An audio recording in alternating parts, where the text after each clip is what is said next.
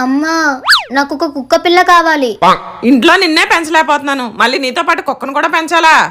ఇప్పుడు నీ డైలాగ్ నీకే తిరిగి కొడతాను చూడు. రేపు పొద్దున మొగుడింటికి వెళ్ళాక నాకు ఇష్టం వచ్చినట్టు కుక్కని పెంచుకుంటాను.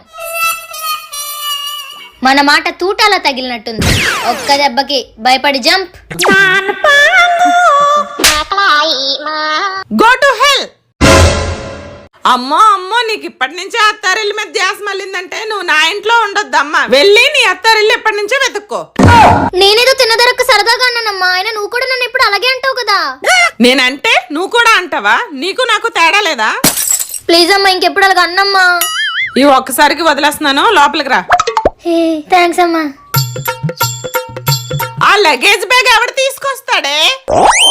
రేపు పొద్దున్న మొగుడింటికి వెళ్ళాక అమ్మను మించి దైవం ఉన్నదా?